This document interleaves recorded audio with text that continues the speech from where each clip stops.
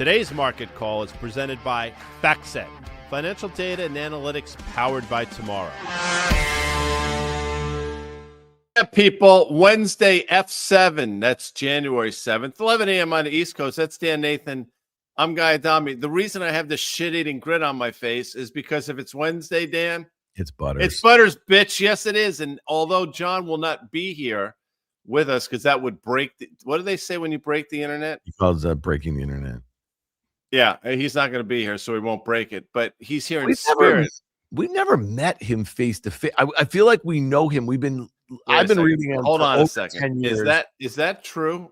We have never met him face to face. He wasn't at FactSet Focus the first year that we went there. Hopefully, they couldn't do it. You know why? Because it would have been just. We should put a rider crazy. in our deal with FactSet that we need him. We're still going to go. We're still totally up to be there. But it would be great. We just put the rider. It would be great if Butters was here. Yeah. Listen, you know my view on the subject. Anyway, I do. We got Butters today, too. So that's exciting. Tomorrow, by the way, Elizabeth Thomas. And we might have a special guest tomorrow that we are efforting now, as they say, but we'll save it. And I'm going to Doug Cass, our friend over who runs Seabreeze and obviously thestreetpro.com, he had, and I don't have the chart with me and I didn't send it to Amanda ahead of time. He had maybe it was a question mark. I don't know in the email, but it was like the most important chart in the market. I saw that. And it was Mag7 relative strength to the S&P. Now, Carter has been on with us, and he's been talking about how the relative strength of a lot of tech and major mega cap tech has basically rolled over. He's been saying that for a couple months, and the chart was illuminating, if you will. But I'm looking, Guy, right now at my FactSet machine, and I'm looking at basically Apple's unchanged. But NVIDIA is up 1.5%. We're going to talk about a headline there where you and I think it shouldn't be up 1.5%. Microsoft's up 2%. Amazon's up 1.5%. Google's up nearly 2%. Meta is down 1.5%. Tesla is up a little bit. So you're seeing some look at Amanda. Look at Amanda. There's a mess around. Now that is a disgusting Head and Shoulders. That is a ratio chart there, but I think the relative strength is interesting. But it's just a great example. And Doug says this all the time: a market without memory. Like one hour of trading doesn't make a market. It's just kind of interesting that you see that bounce there today. Agreed. And before we get started, we have a great question from Ian P, who was apparently born on April 7th. 1963, if Amanda wants to sort of throw that up. Yeah. So can you read that? Oh, yeah. You didn't. You got to read it. What did Dan use for his hair? By the way, I am in a group chat with a bunch of people that I'm not going to dox anybody. And there was a picture from the event, actually, Guy, that you were speaking at the other night. And it showed, I was sitting in the front row. I like to sit in the front row. I brought a little apple for you. I put it on the desk, too, while you were up there. And somebody made a comment in our group chat about all the hair. You know what I mean? And they love your hair. It's pretty good. Pretty damn good. So before we get into anything, this was something we were talking about a little while ago. So SanDisk opened around 350 today. It subsequently traded down to, I want to say, like 330 or so, 331, and now here it is pushing towards unchanged, which the only reason I bring it up today is because we have been talking about it. And I would have thought, given that weakness that we saw earlier, that weakness would have continued. Here we are fighting back to unchanged. So today's an important day to watch. We made a new all-time high today at 352-ish and change. We'll see if and how it it will obviously close, but how it closes. But the resilience of these names is just remarkable. Yeah, I mean, one of the reasons why we've been bringing it up, I feel like for the last, couple months is because not that we saw this coming by any means, but I think that to the point about Doug's chart there is that the relative strength of the Mag7 has been rolling over, but you've seen money flow into other names. And so, this stock, when it got spun out of Western Digital, and you can see that, nearly 10 months ago, it was a $5.5 billion market cap. So now it's a $50 billion market cap. And we had an analyst on Fast Money last night, a guy from Evercore, Amit. I really actually liked him. Did you like? He did a good job. Did a very nice job. But my question to him is how is it that just everybody misses this? Like, by the way, including Western Digital and their shareholders, right? So they're still a large shareholder, but they don't own nearly as much as they did when they spun it out. Now you do this to, obviously create shareholder value. I'm just going to go and look and see what their holding is right now. So, they are Guy Adami, and they raised capital, obviously, when they spun it out. Western Dig is the fourth largest shareholder, and they own 5%. You know what I mean? So I don't know exactly what the mechanics of were the deal, but if they only own 5% and they used to own a lot more, so what did Western Digital miss? What did investors miss? What did the analyst community miss? Because you could have had all you want. We did that again at $50. You know what I mean? Like, and that was in September. Whatever. Let's just say June. I'll go back 6 months. Right. To your point is well taken. And a lot of people missed the boat. Listen, myself at the top of the list. But a question I asked him last night, and I think is a reasonable question to ask is, what kind of barriers of entry are there in this space? And, I think in terms of, he broke it down. I think he said in terms of NAND, 2 to 4 years, DRAM might be a little more complicated, but his point was, it would take some work for people to get up the scale to sort of rival these companies and, enjoy probably some of the margins and some of the sales that they're seeing. So we'll see. As Mel said last night, and as you've said, and I will continue to say, until you prove otherwise, this is still a highly cyclical, highly commoditized industry that right now is trading anything but. Well, I guess the point you're also making is that, okay, so for the last 25 years since I've followed these stocks, really, the storage names, and SanDisk was the hot stock 25 years ago or 20 years ago because, the way that they did their memory, right? Like everyone remembers they had those little tiny, cards that went into your Palm Pilot and then into your, all these different devices, that sort of thing. And so when you think about NAND, it was just a much easier, more efficient way for storage. It was also pretty expensive, but then obviously pricing got destroyed. So the idea that if you have this kind of cyclical business and you also have a business where, your pricing is going to come down and it's going to compress margins, you have to kind of take more market share, right? So the idea of building out capacity to make these devices or make this technology or whatever and compete with like an embedded sort of it by the time you get there, it could be the wrong part of the cycle, right? And then and so then you have these utilization issues and the like here. But Guy, let's go. I mean, just to put a pin on that, my only point about that is if you see money coming out of those mega caps into names like this, I mean, it's still maybe this is one of the reasons there's too much money chasing small market caps that are coming out of the big ones, and then you get the sort of price action that we got right here, right? Questions we got. We have a lot of questions. Everybody's all geeked up today. From CR Taylor 1868, Bristol Myers BMY. It comes out. Dan, is that bitch break? He didn't say bitch. I said it. Is that breaking out? And what I've said for a while now, what I will continue to say is valuation. There's obviously a valuation story here. What I've also said is, we recently basically traded down to the lows that we saw in the summer of 2024. We held that. And what appears to be happening here since the spring of last year, you have this sort of bearish to bullish reversal. And I think just on a valuation reset, to answer the question, I think Bristol can get to the March high of last year, which was approximately $63 or so. So yes, I still like Bristol Myers, CR Taylor 1868. Nice.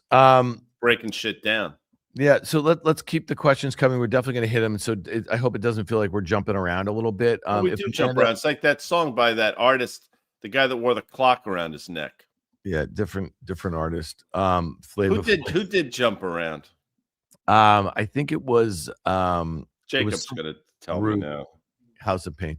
So it wasn't an individual rapper. So I want to go back to Nvidia. So the headline, and again, this is something that the Chinese are going to continue to do here because they actually know how to push Trump's buttons a little bit, right? So Trump, he kind of keeps the export bans in place for Nvidia chips, right? And then he, says he'll pull them back, but he wants to take a vig out of the sales. And then by that point, the Chinese are like, well, you know what? We're going to push our local, buyers of these chips to buy locally, right? You know what I mean? And so that's the headline today. And the fact that Nvidia is up on it, I think says a lot. You know what I Yeah, mean? I agree with that. It says what investors have not priced in, and I think that's something that we've heard, for months and months and months. But the stock, in my mind, the stock obviously has not made a lot of ground and traded pretty weak.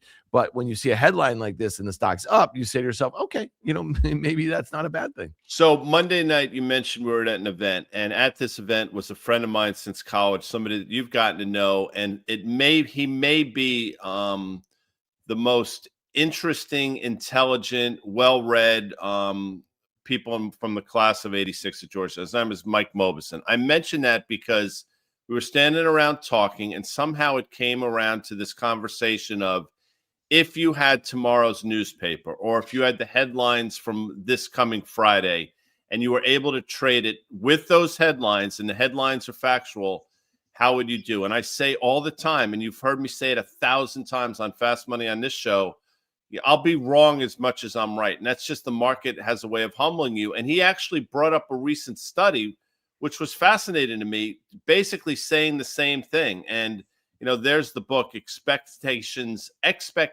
Investing. You can throw it up on the screen, Amanda, if you want. But, Mike is a friend. And his point was, even sometimes if you have the information, the market's going to do things that you don't know. And I bring it up in the context of what you just brought up with NVIDIA. If you had told me that last night, that this headline would come out, I'd say easily NVIDIA is trading into the low 170s. And that's obviously not the case. Yeah, I mean, I think you and I are kind of both in the camp, regardless of what the fundamental news is. This probably has a date with that 200-day moving average, which is down there. What is it, like 161 or something like that? And it's not just like, we're not, omniscient.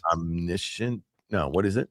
What? Well, omniscient, all-knowing, as opposed to omnipresent, which means you're everywhere at all times.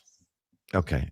Listen, I wasn't a freaking English major, but I actually have been speaking the language for 51 years, probably. Wait, what's the word? Omniscient. OMNISCIENT. Omniscient. People used to get all over me when I was on the Twitter during Fast Money, exacerbated and exasperated. Okay, so exacerbated means, it makes worse. Yeah. Yes. Yeah. That's the word I was trying to say, but I don't think I was saying exasperated. I'd never say, oh, I'm exasperated. I would say I'm all tuned up. I'm all geeked up. Okay, I don't know. Okay, we can. So Mobison, for a second, not only is well read, and he's been teaching finance at Columbia on the side of his really amazing career on Wall Street. And when you say he's most this, the most that, he is literally the smartest guy. And there's another book he wrote. He's one of the smartest guys on Wall Street, and he's perceived to be that way by all market participants who know him and read his stuff. He's sort of the Clark Kent of Wall Street. Lax bro.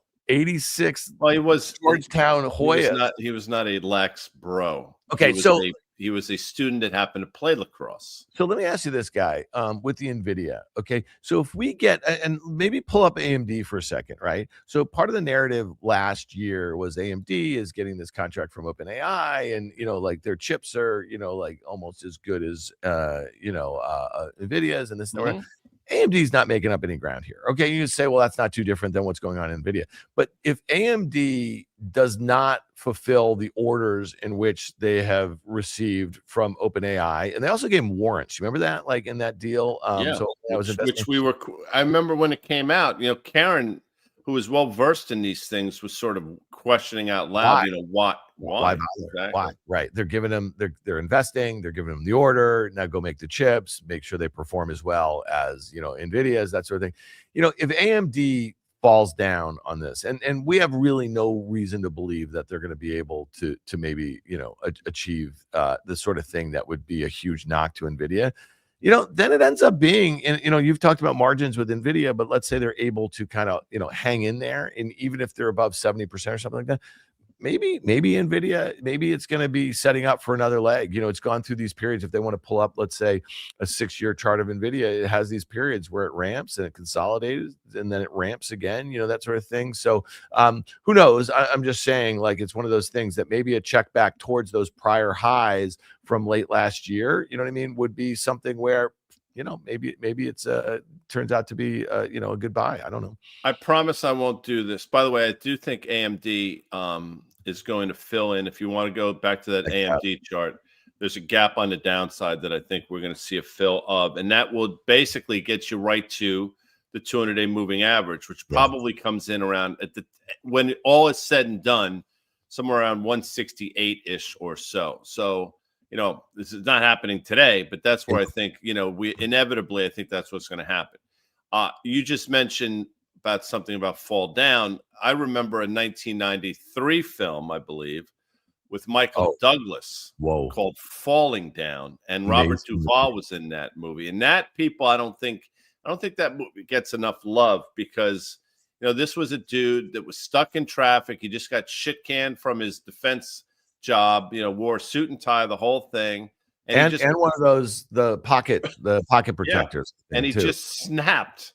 Yeah. And, I think a lot of people, myself included, can relate to that. Now, not that I have snapped to the level that he snapped, but it's one of those movies. If it's raining this weekend, go to your local Blockbuster and check that out. Well, it's also, it's one of those movies. They don't make movies like that anymore too much. It's kind of like a Dog Day Afternoon in a way, where interesting. Well, think about it. It's one of those movies that just goes deeper and deeper and deeper, right? Like, and you get to a point where there's no way out, no way out. Kevin Costner, by the way. Yeah, and Gene Hackman. Filmed in Georgetown. Really? Yeah, a lot of it was filmed in Georgetown, without question. Some of the scenes that you see, like some of the car scenes and stuff, filmed in Georgetown. Great movie. It was actually before Costner really blew up. It was pre Dances with Wolves. Great movie. I love that you mentioned Falling Down. I have not seen it in probably 25 years. I want to go watch that again. Michael Douglas actually was in a couple really underrated movies. I'd put that up there. And then I was going to do the Andy Garcia was in a movie where they played cops and they were infiltrating, I think, a Japanese mob. Yeah, Tokyo. Black Rain, I think. Black Rain. That's a great pull right there. I thought Andy Garcia was a very underrated actor. Okay, hold on. Now I'm not going to Godfather 3. No, I'm not going to Godfather 3. Jacob, just look at what Jacob just sent us. Now talk about random. This is, by the way, Amanda, is great. My mom was an extra in a Kevin Costner movie, and then Jacob went on to tell us a certain part of Kevin's anatomy, apparently. No, not the way you're thinking of it. He basically said he was a total a-hole. Okay? That's what he's saying. So Bill? I think you turned a couple letters around, or you missaw something there. Did you hear Bill laughing in the background, folks? By the way, that is very well known because supposedly he was such a huge a-hole. I don't watch Yellowstone, but they couldn't wait to kill him off. Spoiler, I have no idea if they did kill him off, but he and this guy, Tyler Sheridan, who is, as you would say, what would you call him? I think he's an alien because it's amazing what he's been able to put out. I think about it and I'm just awed by the genius of this man. By the way, I love the fact that Bill was. You see the way I deadpanned it, though, Bill? It's all in the delivery, Bill. Yeah, Billy at Billy Hockman. That would be on the Instagram. Go follow him. He and his major buddy. I almost said he and his buddy Clyde. They got a lot of great stuff on there. All right, just to kind of put a bow on that. So, No Way Out. Go watch it. Great movie. Costner is a total a-hole. I think everyone knows that. Obviously, Jacob's mother knows that. What movie, Jacob? If you could put it in there. Black Rain, great movie. And this is at a time, this movie came out at a time where Japan was our economic rival in a big way. Do you remember all the movies in the 80s? Is we weren't worried about China economic. We were worried about Japan. Remember Mr. Mom? New Daughter? I've never heard of this movie. Nobody knows that movie. His mom was an extra in it. Let me just say this since we're bringing up Kevin. I'm sorry. I am We're sorry. gonna get. We got a lot of great stuff. I got a lot of questions. We do, but Yeah, yeah. Cal Ripken played baseball Oh, for the yeah. Baltimore. Oh, you People know know. this story. Yeah, I do know the story. So Cal And Ripken in 1994 was in the midst of what the longest streak of yeah. consecutive Mm-hmm. starts, right? And was it 94, maybe 93, 94, something like that. One of those was what year was 95 the strike year? I don't. You know what? I don't remember. I'm Thank you. not good at those things, All but it right, was. so he's in the midst of this epic run, Mhm. playing on some pretty decent teams. You had Yeah, the New teams were okay. Yeah. Camden Yards had just opened, right? Everything felt good in Baltimore about baseball, although they probably hadn't won a World Series since 1981. Does that make sense, guy? Probably right. They probably beat the Phillies, maybe. I don't know. All right, so your story. So Cal Ripken's in the middle of this streak. It's August of 1997. Apparently, Kevin Costner was filming a movie or something, and he was living with the Ripkens, and they became friends. The urban legend is that on this night, again, it was August 14th ish, Cal Ripken walks in and discovers Kevin Costner with his then wife. A fight ensued, and that fight caused a bit of a hand injury to Cal Ripken. So much so that he would not be able to play that night. So there was a power, think about this. There was a power failure at Camden Yards, and the game needed to be postponed. And the legend suggests that it was actually somehow created by the Orioles organization. There really wasn't a power failure, but in order for Cal Ripken to continue his streak, they had to come up with something. Yeah. I Great heard story, that, by the way. I heard that back in the day. It probably makes a lot of sense. Well, and that really then it goes back to what Jacob sort of about Kevin Costner's anatomy. He wasn't talking about, he was using the word that describes an anatomy in a way in which it's derogatory. All right, let's move on from tech here, I'm guys. sorry. I apologize. Amanda is great, by the way. I'm sorry. Yeah, let's move on from tech. We have a question about American Express, and I think it's interesting. So this is it's from ENP. ENP is just active today, but we're using you again, Ian, because you're asking a lot of good questions. Thoughts on buying AXP on a dip? Any good levels? So really, before we get that guy, I wasn't even looking at American Express yesterday, but I was looking at Capital One. Mm-hmm. And look at the move that this had yesterday. You think that they have like some. No, COF, it comes out. You're right. I mean, MasterCard, by the way, had a similar move yesterday, and I was looking at both of those, and I wanted to bring it up, and I forgot to. And I don't know if it had something to do with this thing that Mackenzie was talking about last night on Fast Money, this XRP or something, and payment systems, but both those stocks had a pretty significant move. And to your point, it's seemingly out of nowhere.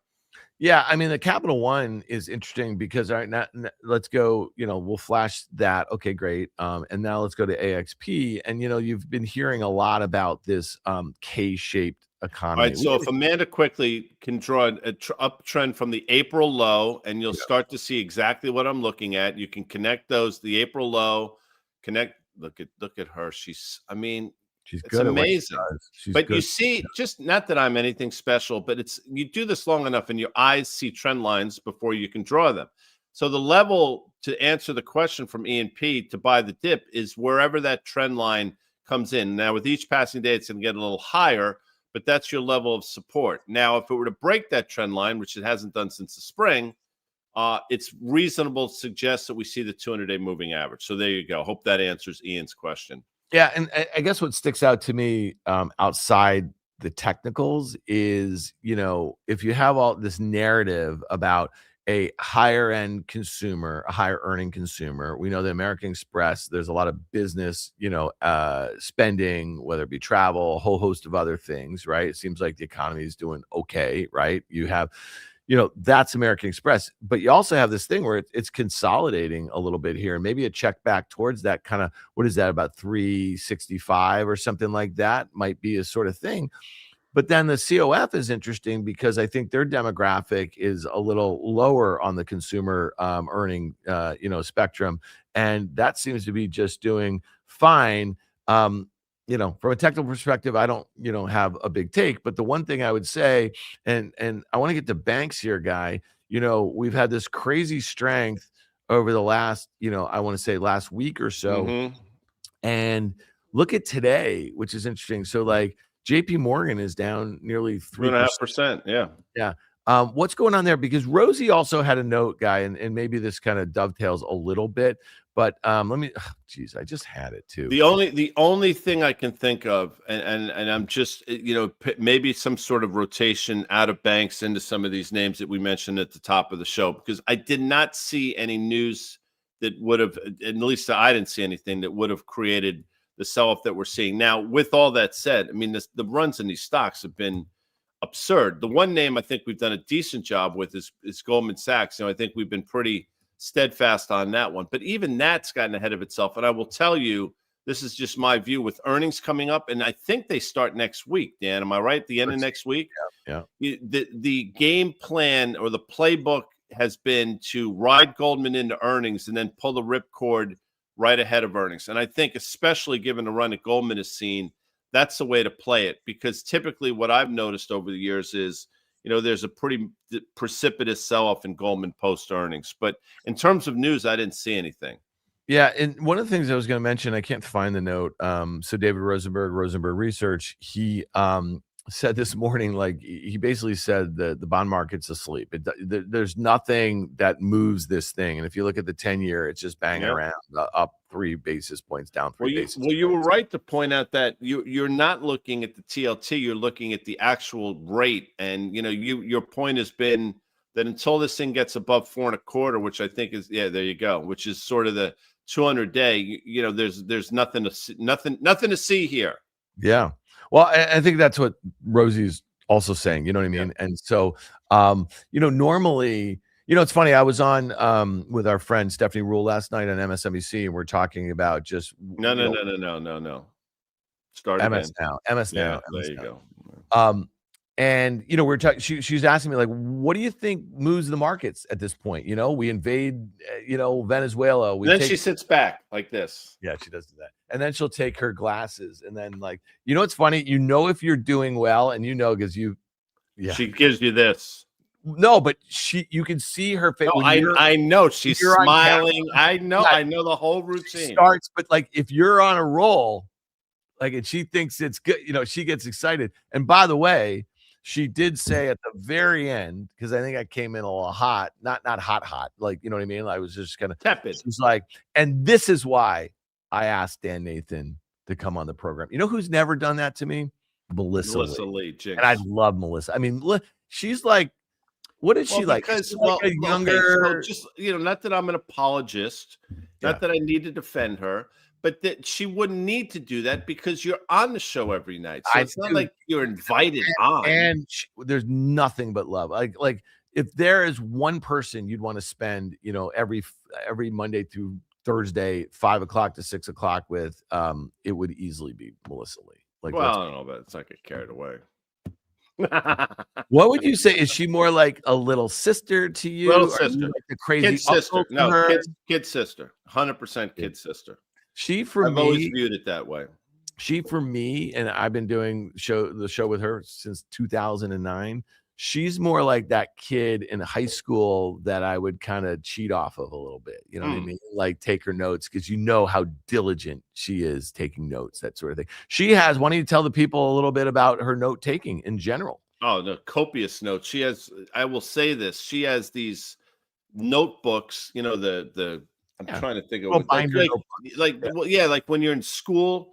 Yeah. She has dozens of them, and each day she comes in with one with the notes she's taking during the show, the notes she takes after the show, before the show. It's pretty remarkable and good for her. Now, I take notes as well, but I don't bring them with me because I just they're all up here.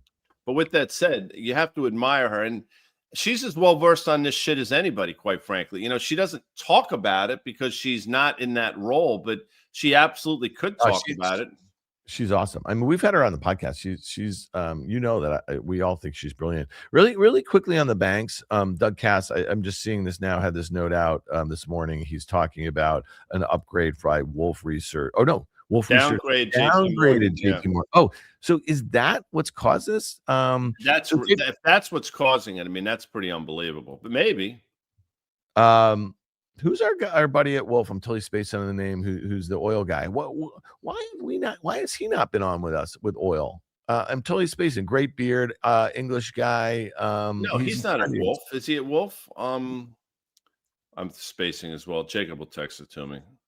So I think it's interesting when you have like Karen Feinerman, who's like a huge bank bull. She's talking about these names who've gone too far, too fast. I think if you're Wolf Research, you're happy to upgrade, downgrade, do whatever with a bank like this. I think some of the bulge brackets are probably a little hesitant because it's kind of like the Nvidia of the space, if you will. But what I find interesting, like we don't like to place too much emphasis. Paul Sankey. There you go. Is he at Wolf? Is he at Wolf? I don't think so, but maybe he is. I don't know. He's a guy where he used to come on remote. Like I want to say a few years ago. Do you remember this? Like, when people were starting to do a lot of remotes during the pandemic and stuff. There was a couple instances where he was doing hits where, like, one, he had a huge dog on his sofa behind him, and then another instance, I swear to God, he had like one of his young boys, I don't know how many boys he has, sitting literally playing like a video game in like a handheld or something. You remember that? Like just sitting behind us? When you said that he has a huge dog, it made me think of Kevin Costner.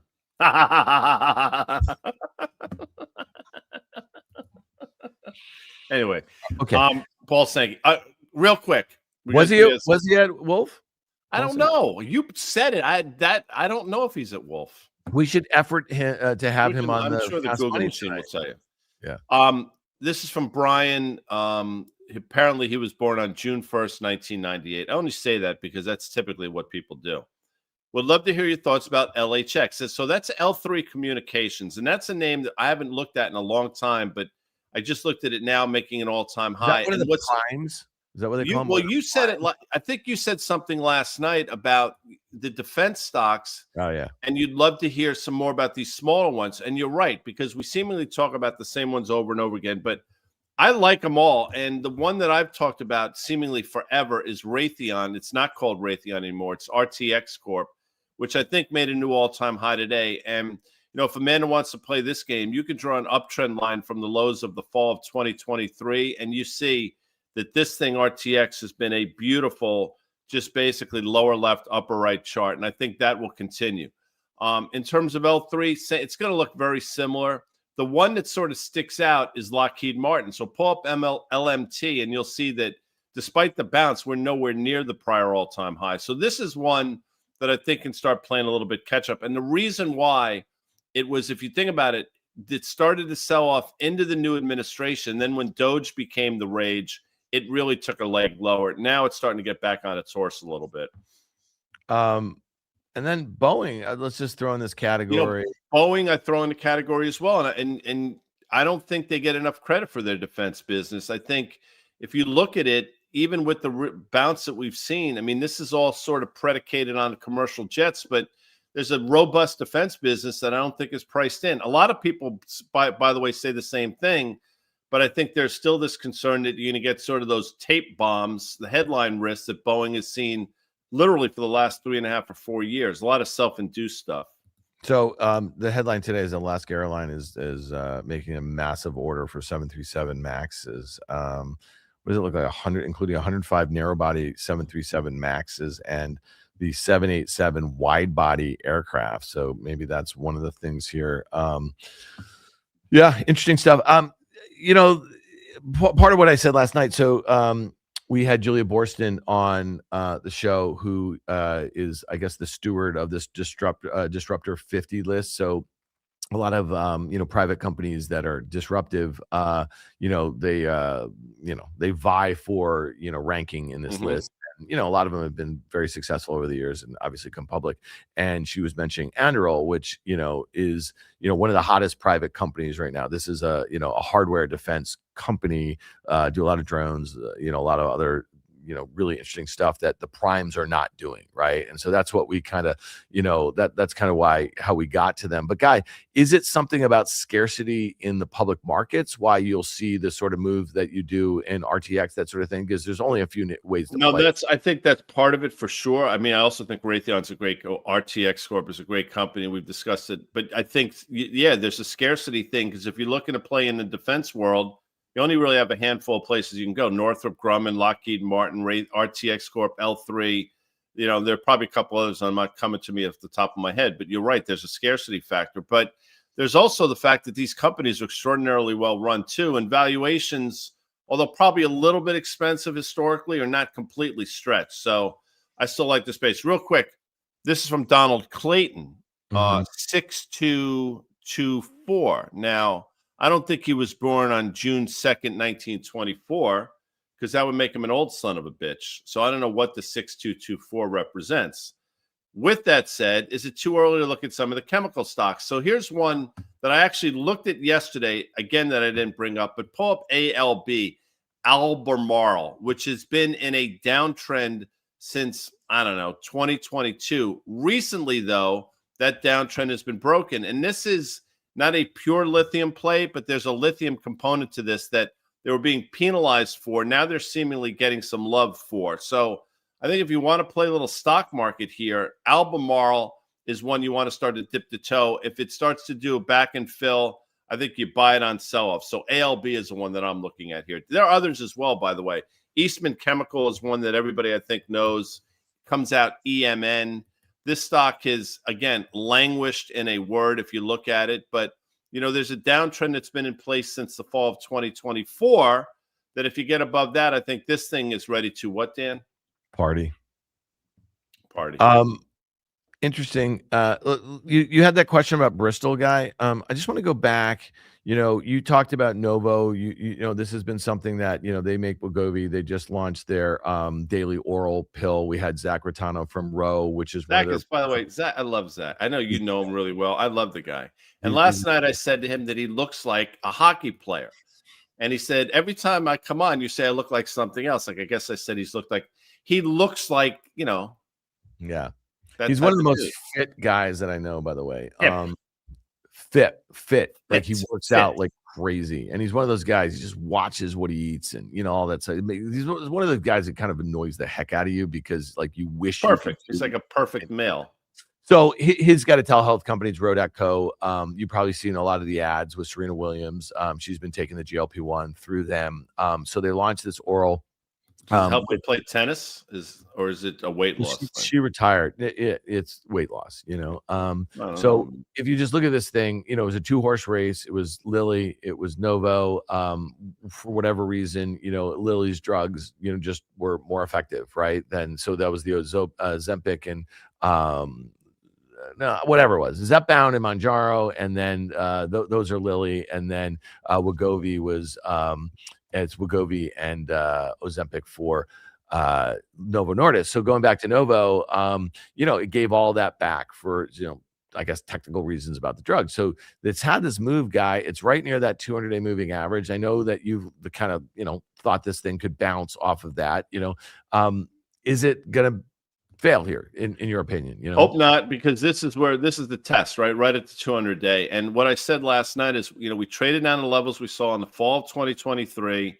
We didn't really bounce all that, but now we're starting to. And I will tell you, I can probably pick a dozen times over the last year where I said, this is the bottom, it's going to stop. And that was obviously wrong. It feels like there's something else going on now, and maybe they're going to start to get some love for some of the advancements they're making in terms of the pill, the oral form of this thing. Valuation has never been a problem, in my opinion. You get it above this, you get it above $60, and you get it above this moving average. Maybe it sort of kicks some people in, and maybe you could see them move back to the 80 level, which is where we sold off from if you go back to like last summer. So yeah, I think this is worth the play, and maybe we'll do an options trade in this, although the options are probably expensive.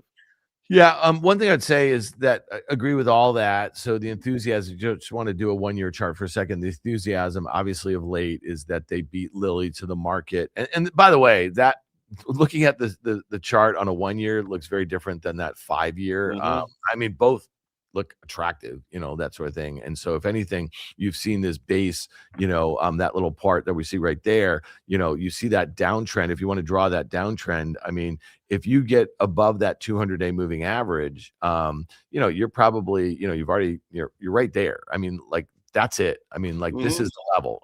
So pretty interesting stuff. You probably find your way. Maybe did you say this last night? I mean, maybe you're on your way to 80. Is that Yeah, kind of prior? that's I just said it 37 seconds ago. I said, you get to close above the moving average, and you probably look at the levels that we broke down from in July, which is about $80. I'm sorry. I mean, there's that. No, that's fine. There's a commercial where people throw that red towel and they replay it. Yeah. Okay. But yes, I So didn't the say only it last night. and just to defend myself for a second. No, there's no. You don't have to defend yourself. I'm just. I was looking at Butter's work because I know we're going to get to that. In Oh a no, minute. that's right. We got to do that. So, but you and I see some of the same things. Maybe you're in my head, okay, and maybe I don't have to listen to you all the time. No, nor should you. By the way, real quick before we go to Butters, and by the way, he's back from Vermont, wherever the hell he goes.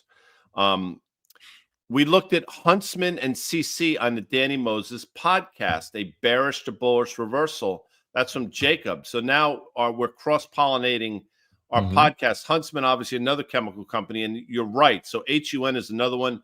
And real quick, somebody asking about Valero. That comes out VLO. Oh, that's from Wavy McFly. What's up, Wavy, you sexy bitch? We have been steadfast in our love of Valero for a while. I know Wavy knows this, and I will continue to say, because the crack spreads, and that's not a derogatory term. That's actually what we say in the energy business, 3-2-1 crack. So they basically buy oil cheap and they sell the products rich, and they've been doing that now for quite some time. So Valero is another name. Now, with that said, you do see pullbacks in Valero. It's not a straight line, but VLO is the top of the food chain in terms of refining companies. Back to you. Yeah, and obviously one of the perceived beneficiaries from what's going on in Venezuela and our ability to get access to their heavy crude and refine it and where they're set up to do it and all that sort of stuff. Good stuff. All right, guys. I just saw something flash on the bottom. If you're in the Substack world, look, my God, riskreversal.substack.com. We're killing it in the Substack. Yeah, no, I mean, so we have a newsletter. It comes out every day after the close. We also have it. CC writes it. It comes out on Sunday afternoon. It's a great setup for the week to come. And then there it is. Look at that. And then throughout the week, you'll get an update if you want for some of the charts that we use for market call, and then a day end wrap, which will also include a link to Market Matrix. So go there, riskreversal.substack.com, and follow us. We appreciate it. It's growing, and that's a good thing. It's also a great way to access a lot of the content that we do on the day, Guy. Apparently, no, I'm just saying. Apparently, Kevin Costner is growing as well. All right, so if it's Wednesday, we get to. Can you imagine? By the way, before you can start that again, could you imagine if Kevin Costner is actually watching this right now? I mean, he must be just like dying. I think he's busy doing. You don't know this. Yeah. He's like on his third marriage. He's married to, I think, a pretty young woman. But all the power to him. I can't speak to to his nuptials or. Yeah. Obviously, apparently Jacob can speak to other things, though. You know what's interesting? Or at least Jacob's mom can. So, and why Jacob's mom would know that is really the most problematic thing in this entire show. You just mentioned, okay, and this is a question. This is a trivia question. You mentioned Andy Garcia. Yeah, I did. What movie was Kevin Costner in with Andy Garcia? Oh, Kevin Costner and Andy Garcia. They were well, I should know this. Well, tell me. You want another, and these are some of your favorite actors in the world. Robert De Niro was in this movie. Wow. Sean Connery was in this movie. Oh, great call. The Untouchables. How did I not know that? Well done by you. Yeah. Directed by Brian De Palma. Look at you. I mean, there's a lot of, as you say, there's a lot of useless knowledge up there. Oh, yeah. I used to be really good at 6 Degrees of Kevin Bacon. You remember that game? Maybe we'll play that one day on the show. I have a little trick to that game too. We should play it at some point. There's one movie where it's just such a great gateway to so many different actors that Kevin Bacon is in. Well, it's got to be A Few Good Men. Yes. And then right? oftentimes, and you'll say, and A Few Good Men with Kevin Bacon. Like that's how you get there. There's so many great actors. Just got a Obviously. message from Indomitian Sue. Oh yeah, he's the man. It was his birthday yesterday. Big Sue. I call him Big Sue. Yeah. He could be watching. I call him a man named Sue. You know what that's from? No. Johnny Cash. It's a song by Johnny Cash. Is that right? A Man Named Sue. Man in Or Black. A boy named Sue. A boy named Sue. Well, you know what? But he's a man. We actually had Adami in 2021. He was on our podcast, and I think we named it A Man Named Sue. All right, let's get to it, guy, because I know the people. I know we got to get out of here. So let's be respectful of his work. Okay, so if it's Wednesdays, we get to preview John Butters. He's the senior earnings analyst at FactSet. He writes the Earnings Insight blog every week. But again, like I said, we get to preview it. If you want it in your email box on Friday mornings, go to factset.com/insight/subscribe. Now, guy, you and I talk about this all the time, right? It's one thing to go into earnings season and think about these anecdotal sort of things, your views about a specific stock, company, sector, how they relate to their peers, how they relate to the markets, this and that or whatever, right? And then there's technicals or all that sort of stuff. But John comes each quarter with a bunch of data. And I think the data is really important because it helps us think about where these sorts of estimates have been coming into each quarter, you know what I mean, over a period of time, and then actually how the expectations perform versus the actuals. All right. So let's look at for Q4, the bottoms up EPS estimate for the S&P 500 increased by 0.5% during the quarter.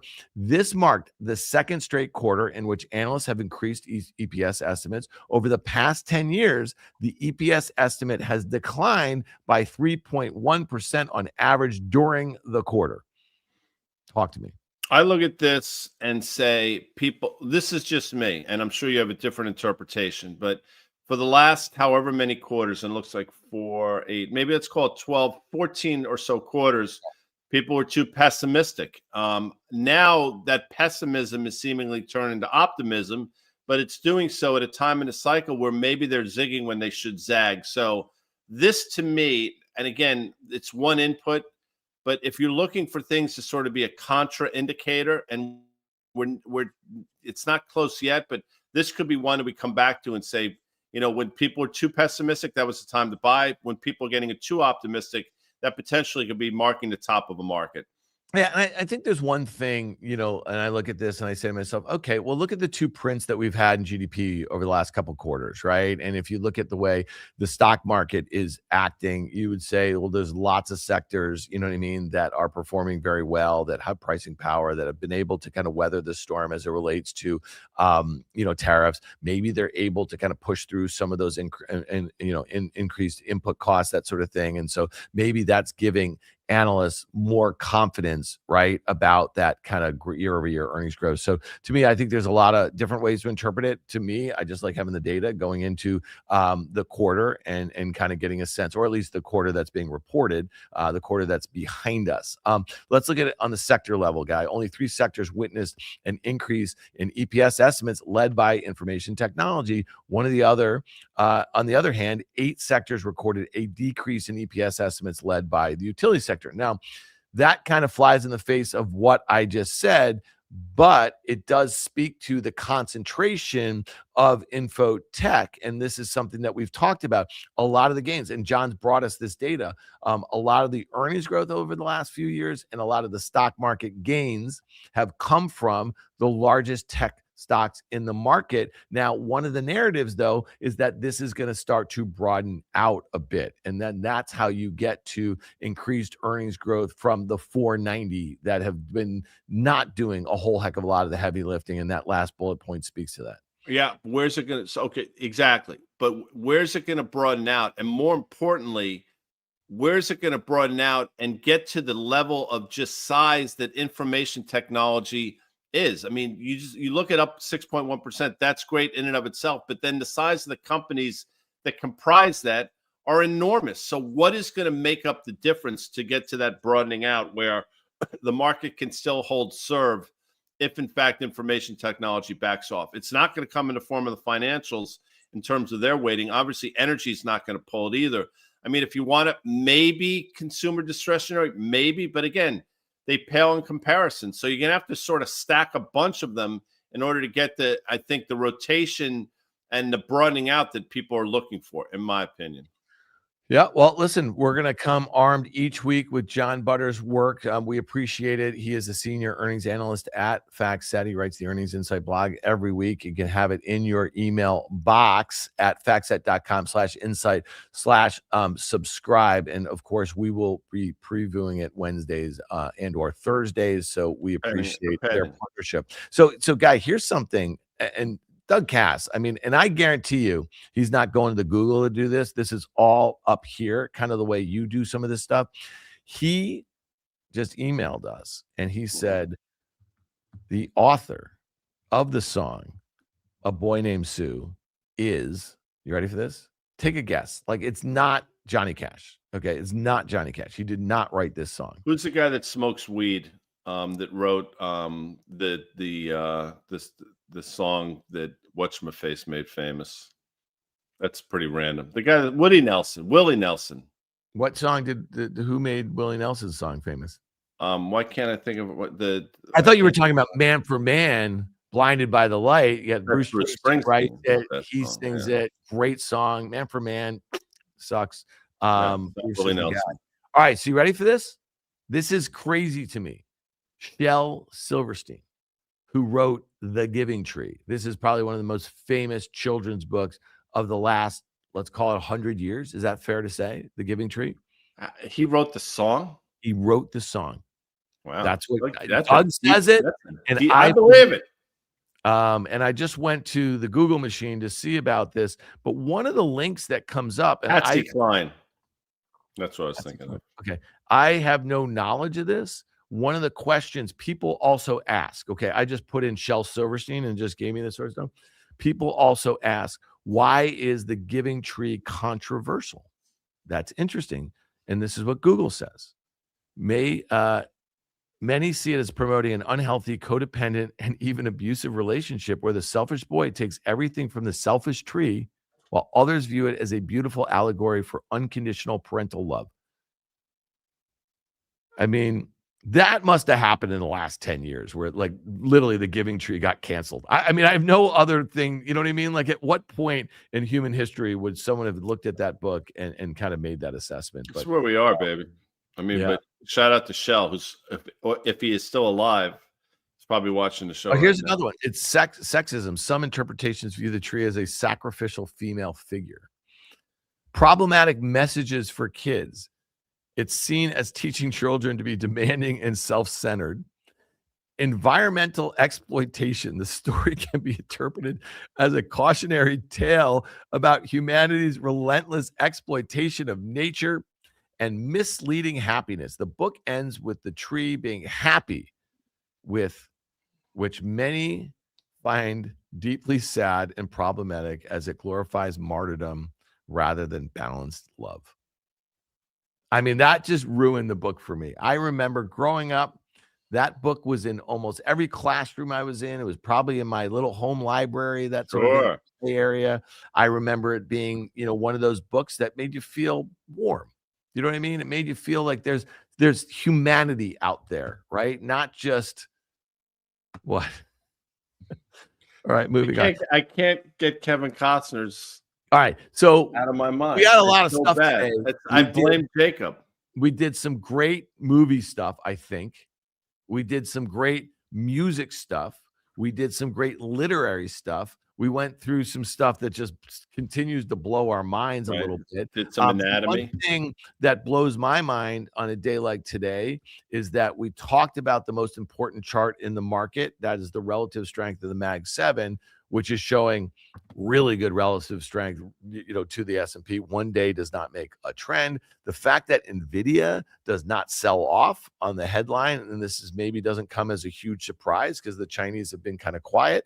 The other thing I would just make about this NVIDIA and the buying or the access to by Chinese companies to NVIDIA chips, the story is a couple weeks ago. And again, the information is reporting this. They're just monsters when it comes to this sort of stuff, that there's been these data centers outside of China that Chinese companies have been able to train their models. And my point has been, maybe, just maybe, that's where the China demand has been in the stock. It's been in their sales, right? If that makes some sense. So again, let's see how that, and then the last one that you just mentioned is SanDisk. Let's keep an eye on that one, because really from a sentiment standpoint, the fact that that's unchanged, but you have Western Digital down 10% and Seagate down 8% is interesting. We also should mention, Guy, that Intel is up 8%, up 20% on the year. That was the I in your Gen AI. Yeah. All right. Well, we got a lot. Well, by the way, guys, that just made a new 52-week high today. Took out a couple highs from the last couple months. There is a downtrend going back to the highs in 21 that we are above right now. We know that the government took a stake in it. We also know that a lot of their early efforts in manufacturing here domestically have not been going particularly well, but you have a stock that's broken out of a 5-year downtrend, and it looks like it wants to what, Guy? Party. The level to look at would be by the way, Dan, like I mentioned, the $80 level in Novo, this level would be $50 from December of 2023 for Intel. Back to you. Yeah. Not chasing it here, though. And the other thing I just mentioned is that software. We've talked a lot about that software semi relationship, and software is having a pretty decent day. So for whatever that's worth in the IGV, and maybe that's one that's making a little bit of a pennant there, Guy, and you're above that 200-day moving average. Maybe the level is 112, Guy, back towards that December high. I'm sure that's what you were kind of looking at. The most problematic part of the show, and there are many, continues to be me. Why Jacob's mother had that information. Okay, moving on. All right, we're going to be back tomorrow with Liz Thomas of SoFi. Really excited to kind of get her first note of the year, Guy. I know late last year, you guys detailed her 2026 outlook, so we'll take some stuff out of that. We'll be back. We got a couple really good pods that we're recording. We have Mike Wilson tomorrow afternoon at Morgan Stanley. That's going to drop Friday morning. I'm speaking to Andrew Ross Sorkin this ARS. That'll drop on Monday, I believe, and we're going to go through his book, 1929 Crash. It's a great book. I read it a couple months ago, and we're going to take some stuff out of there. Okay. Andrew Ross Sorkin's going to drop next Friday. Amanda just told me next Friday. And then we have this really exciting segment that we're starting, a limited series with our friends Kristen and Jen from the Wall Street Skinny. We're going to do this whole preview on bank earnings with them Friday morning. That's going to drop on Monday. So we got a lot of great stuff. So we appreciate you guys being here. Go to our Substack, follow that, follow Market Matrix. We'll see you here tomorrow. Guy Adami will still be laughing when we like. All right, bye-bye. Thanks.